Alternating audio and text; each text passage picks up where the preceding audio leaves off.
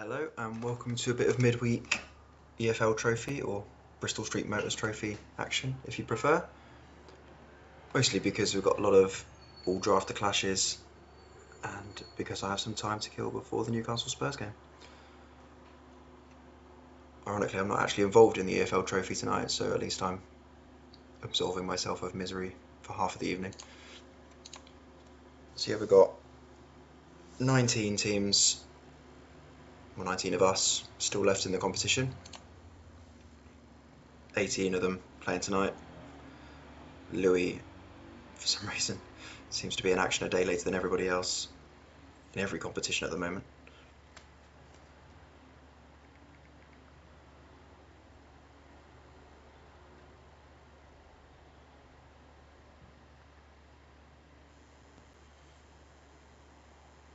And obviously this is probably in the north, thinking about it.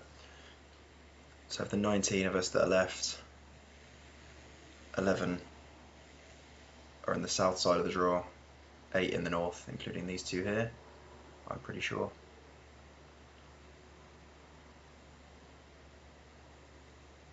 And this in front of a bumper crowd of about 12 people at Carrow Road. Could be an upset. Connorwich hovering around mid-table of League 2. Ellister fighting out for promotion to the Championship at the moment, having been promoted from League 2 last year. I'm going to guess there's been quite a bit of rotation, although the likes of David Silva and Phil Foden perhaps not. The weekend hero of Neil Lennon retaining his place.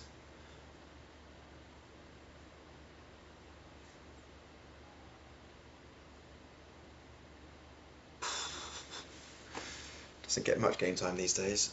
Still got it. What a miserable sight that is. I think there's more away fans than home fans. It's pissing down with rain. John Ruddy in goal. Welcome to the Bristol Street Motors Trophy. Can't believe how strong Ellister have gone. Sir Alex, always known for his affinity with the Bristol Street Motors Trophy. Couldn't live with himself if he went out at this early stage.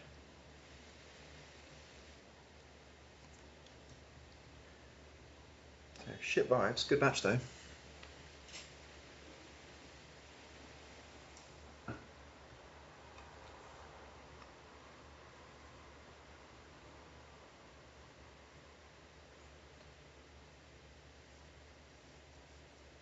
So it started with 22 of us drafters competing in this competition, so only 3 of us went at the group stage. I fell foul of being placed with Dan City Cal and the Red Whall in the same group, so one of us had to succumb. Of course that was me. Then the other 2 to drop were Jazz of the Rovers and Warringham, both of whom are going pretty well in the league. And we'll be getting some nice welcomed rests while these guys play out the rest of this tournament.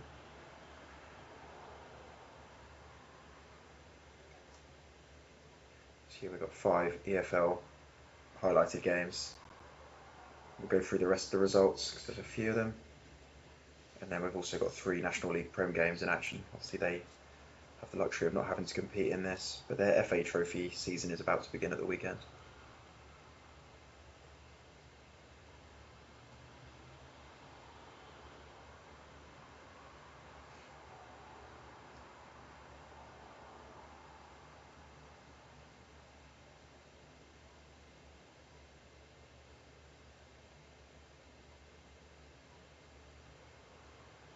Connorwich have looked pretty good in fits and starts so far this season, but just not consistent enough under relatively new manager Kenny Dalglish, who has rung the changes at half time after that sterling first half performance. Emery Chan and Douglas Luiz on sure things up. Poor Neil Lennon's gone. It's been great to see him get a run of games recently. Set up the dramatic equaliser in the FA Cup last weekend.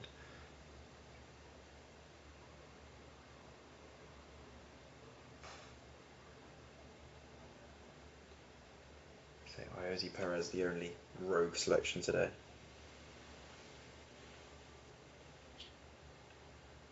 Other than the aforementioned flailing John Ruddy.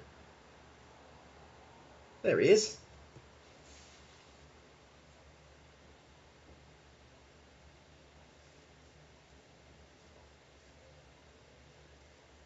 Harvey Barnes was the goal scorer that weekend. He's just come on as well.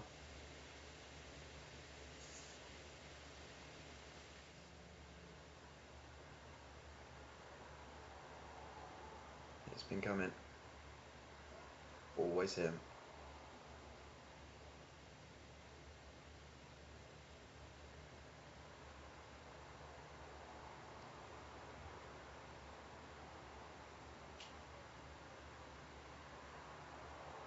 I have absolutely no idea what the rules are at 90 minutes. I'm sure it's just a penalty. Surely they wouldn't inflict an extra 30 minutes for those poor sodden fans.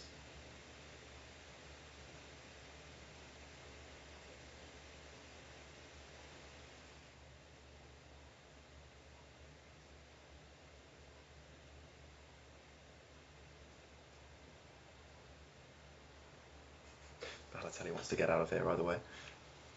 That hat-trick seems quite inevitable.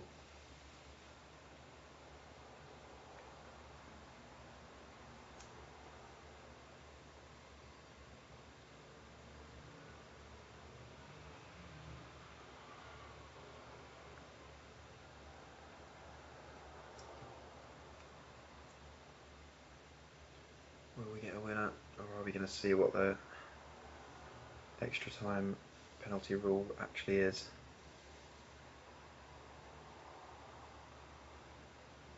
Oh, Balotelli, what have you done?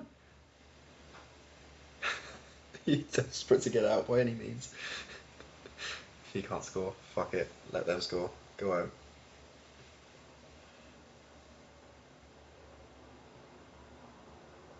Absolutely textbook Mario.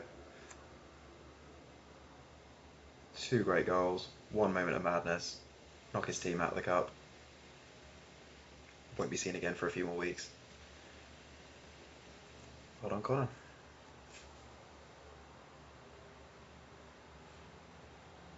Still gets an 8.8. 2 goals and assist.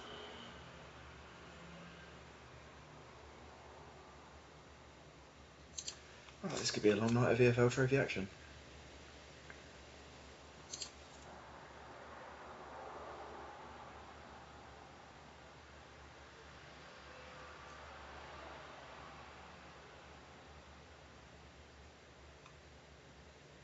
An all League 2 clash, which would be very difficult to predict, I'd say. Barely seen anything of Wyman in the highlighted games this year. He will get more exposure, let's say, definitely after January, because he'll have a lot of games to catch up on. He's been heavily involved in Europa League action so far.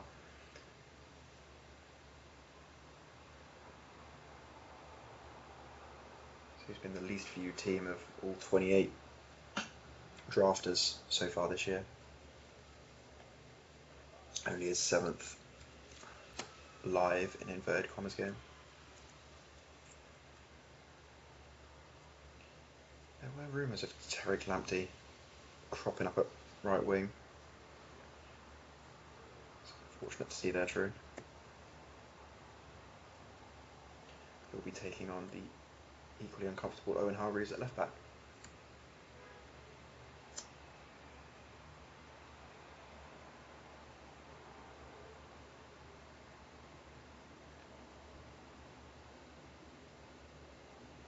Because of Wyman's truncated start to the season, it's hard to actually know how he's getting on, really. He's, I think, last of the 18 of us, but he's got so many games in hand that that's not really his true position. It's very clear to see how Tom Wall's getting on, though. Sitting pretty at the top, but pretty imperious in recent weeks. Minus that first half.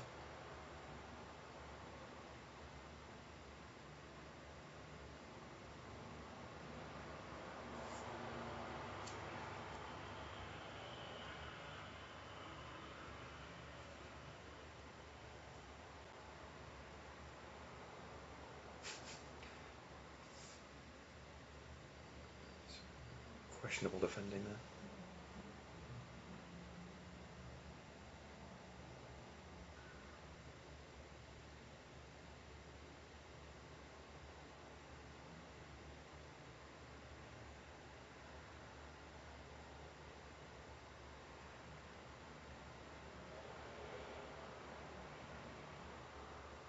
Not seen much of Memphis Depay or Dwight York actually, although he's getting a bit more of a run in the team lately.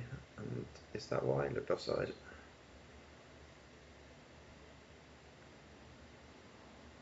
Bit of a makeshift defence as well.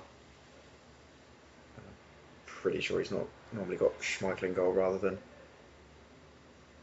Onana, of course.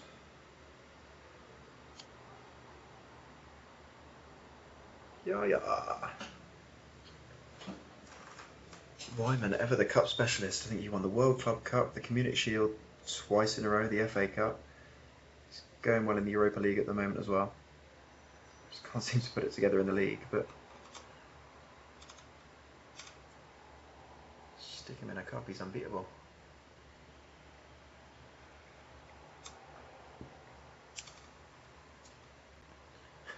He's still having a great time on the right.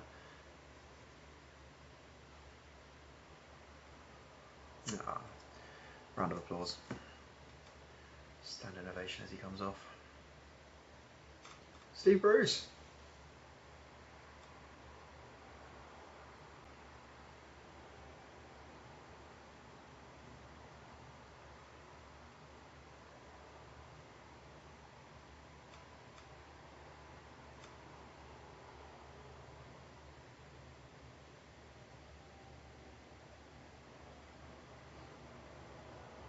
Not sure if this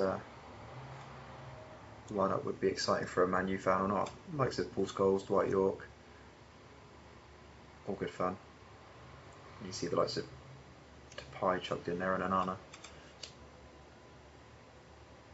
And Wyman continues his epic cup form.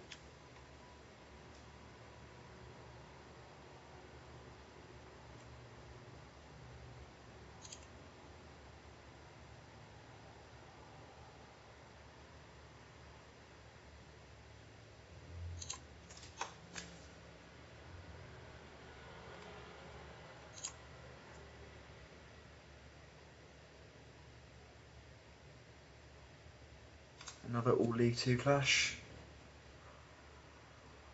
and another really difficult one to predict because a few weeks ago Arsened were about the best team to watch, the best team in terms of results. They've had a really poor run of form over the last 3 weeks, so about 5-6 games. Can't buy a win.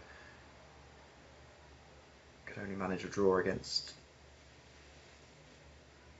lower opposition in the FA Cup at the weekend, Marshy side I think it was, and that took an absolutely calamitous moment from Jaap Stam to even give him a second chance in the replay. That draw did stop the rot of quite a few losses in a row. Danielsea, unlike last year, just been very inconsistent, but still very much in touch with the playoffs, as is Ned. He's still in the playoffs. Everyone's just taking points off each other at the moment.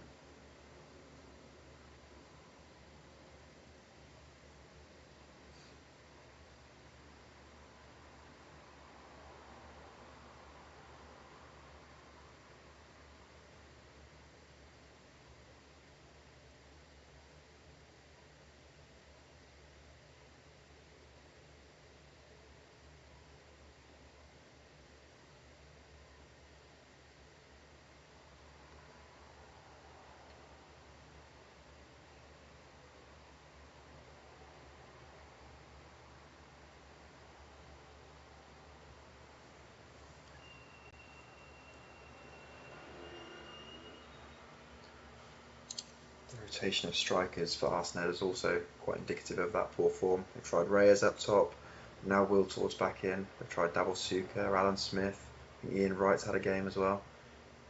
Reyes back up top now. No, now Wiltord. Can't make up his mind. Patrick Vieira manager. Dabbles now up there. None of them can get more than one shot on target. New formation. He's throwing some shit at the wall. Nothing's sticking.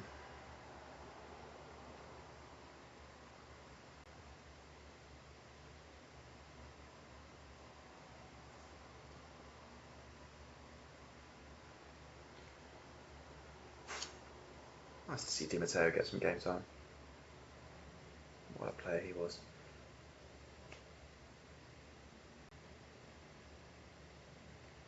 Yeah, another game. Not really a single highlight for Arsened.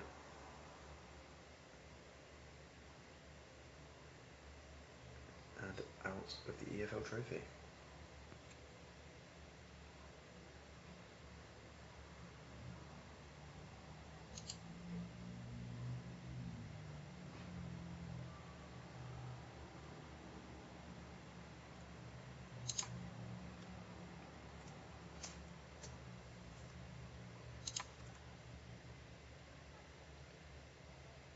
Yet another All League 2 clash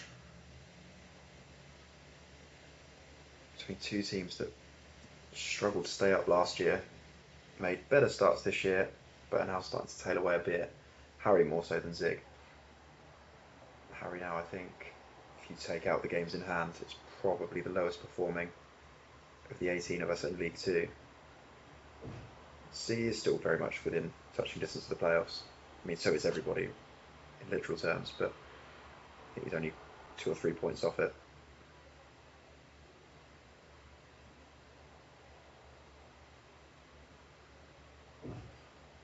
Another bumper crowd.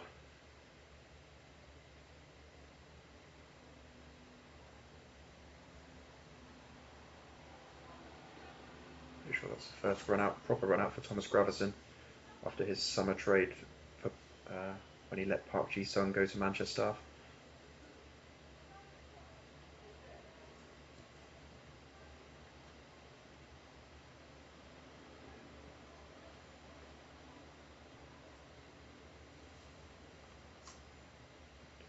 Weirdly today, after pretty much opting for a 4-3-3 throughout this season, Arsene Wenger, he's reverted back to the back three, which, to Harry's disgust, played most of last year. With very little success, to be honest.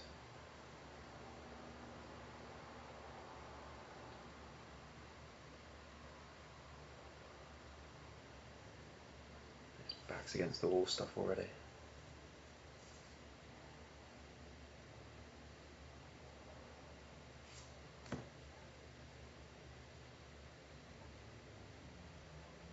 Steven Gerrard at right wing back I've just spotted as well.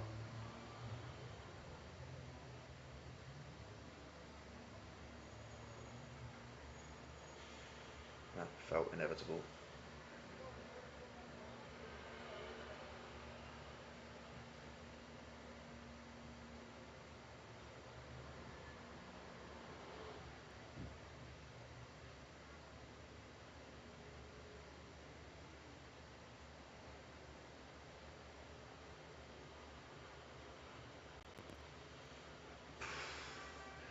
This could be a long, long evening for Harry.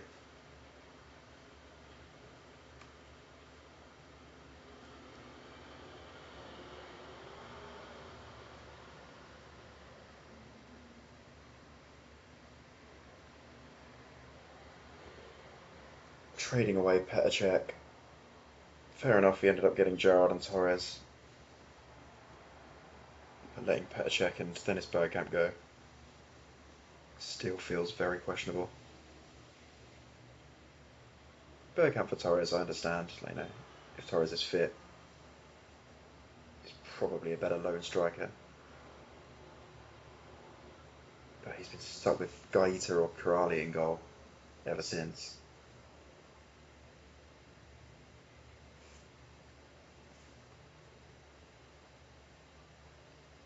It's fair to say they're pretty much worse than what the newcomers have in the National League Prem. You know, they're playing with sort of Aaron Ramsdale or Kelleher or players like that. And as Gaeta watches a third fly past him. That being said, the three massive defenders in front of him aren't helping.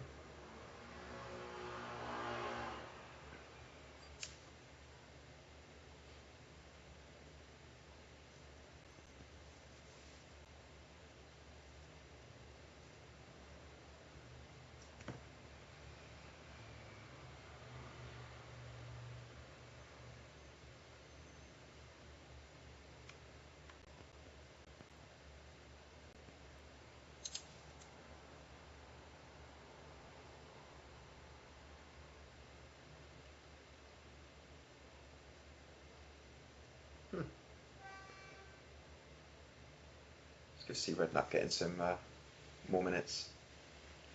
Like I've said before, fantastic pickup in the summer. After he was quite surprisingly released by Louis at the beginning of that summer. 4 goals, and most of those have come off the bench.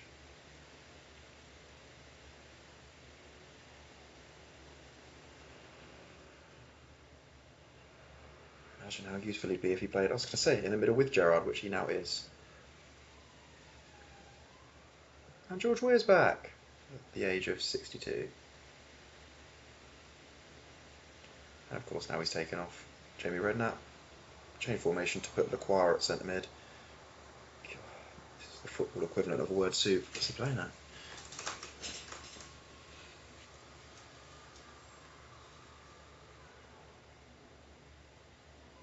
I don't think half of AFC Wimbledon bothered turning out for the second half.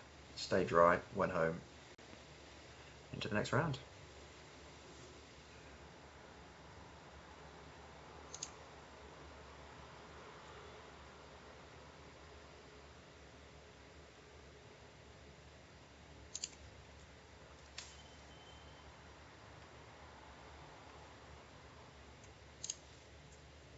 And Portman Road also rammed. Full to the brim.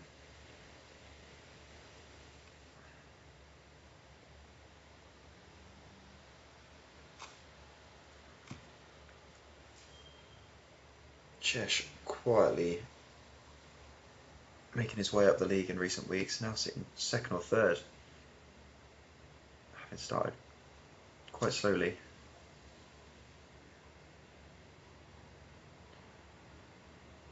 Craig also started very slowly but has moved up the league a lot more loudly and sometimes dramatically.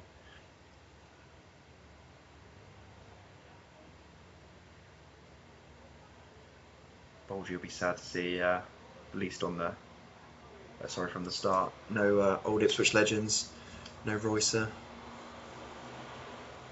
no Holland, no Magilton, no McGreal. That's probably why they're one down. Craig Forrester saved that.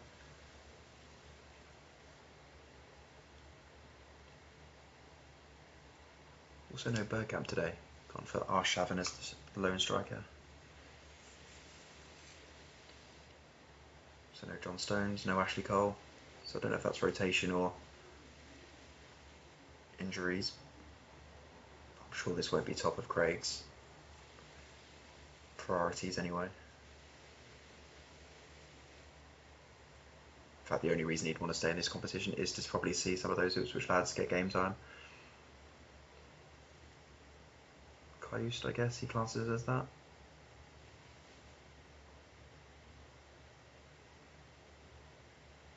A centre-back partnering of Lucas Radaby and Materazzi. Oh, and he's not done yet.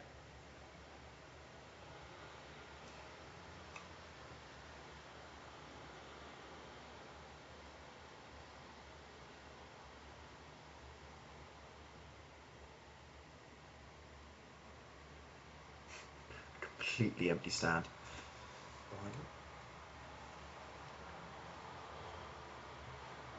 Chesh under Ange, they've put out a pretty strong team as well, actually. Can't see much difference to what they play in the league. Probably because they are away to a division rival. I think the game just thinks that's deserving of the full lineup.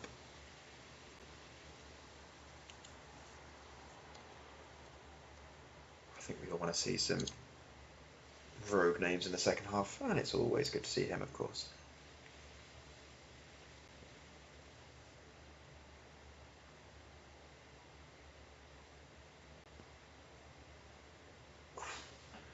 That was a meaty, hoothy header.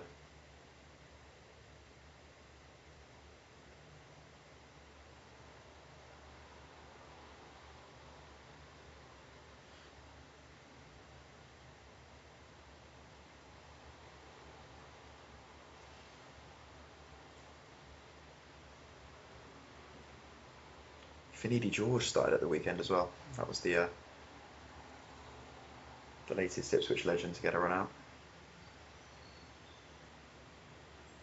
At the age of question mark.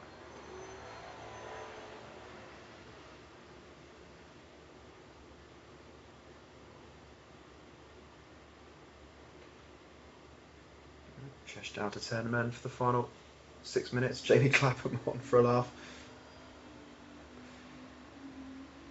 Really hit home that extra man advantage. Can't believe Clapham didn't work. But that will probably have made Craig happy despite exiting the competition.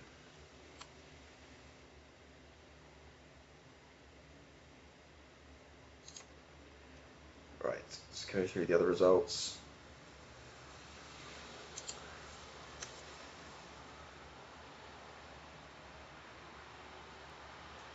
Good win for Calv after a bit of a shaky last week or so.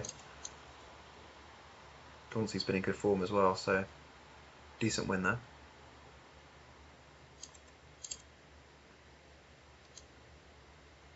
I think this is one of the last all drafter clashes. Then we're into the territory of games that we'd expect our lot to win, such as Alex Todd beating Bolton B. Poor Bolton B had to play me in the FA Cup at the weekend and got battered 4-0. Out of the chip pan into the fire. Good win for Alex.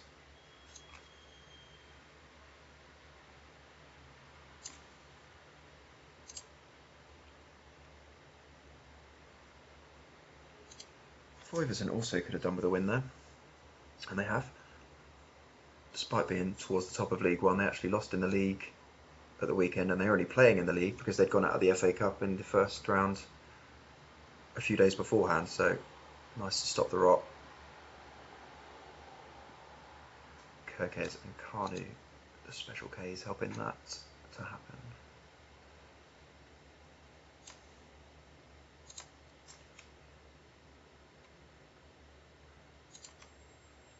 Simple win for Bustin Villa.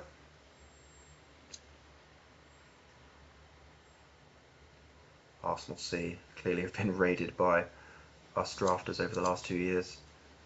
Can barely put a team out. Definitely not ones who fight back against the might of Lee Hendry and Andy Townsend.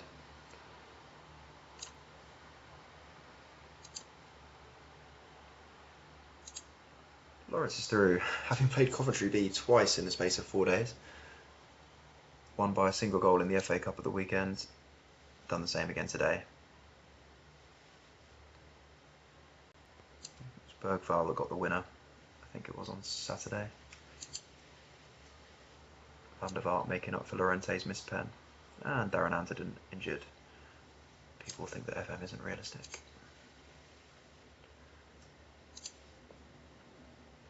Levi comfortably through, as you'd expect, home to Tottenham C.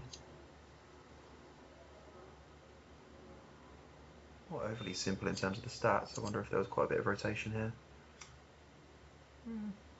Not massively. Got the job done. See Pahar's getting some game time as well. And, oh, the only real shock. He kept doing this last year, would have just a random rogue mishap against inferior opposition. Today it's Southampton C putting out Thomarse on penalties. A few changes here and there, but you'd expect that team to have won. Sol Campbell of all people missing the critical penalty. Let's So we're going to go up to National League Prem now quickly.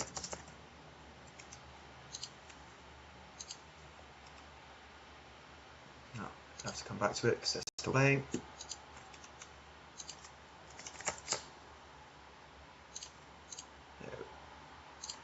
we go.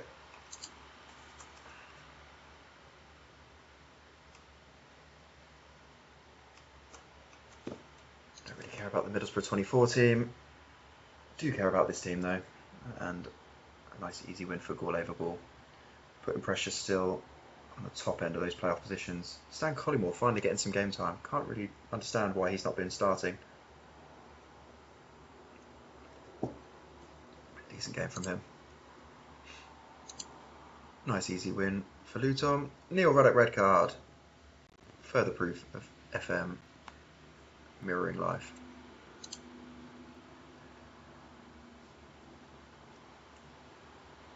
Comfortable brace from Nunez, making sure that doesn't matter though. And the league leader cementing his place at the top with a comfortable cushion. Alano getting his first goal for the club, I think. A couple of subpar performances from Carlton Palmer of all people.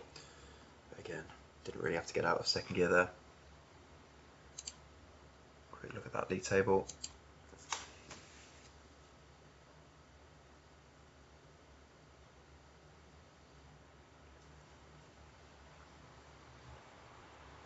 You actually see Burnley B, if they win their game in hand, would leapfrog Liam's Manchester half team. Other than that, playoff positions look pretty cemented. And at the moment, so does the automatic promotion place as we get towards the halfway stage of the season. No manager sackings to report.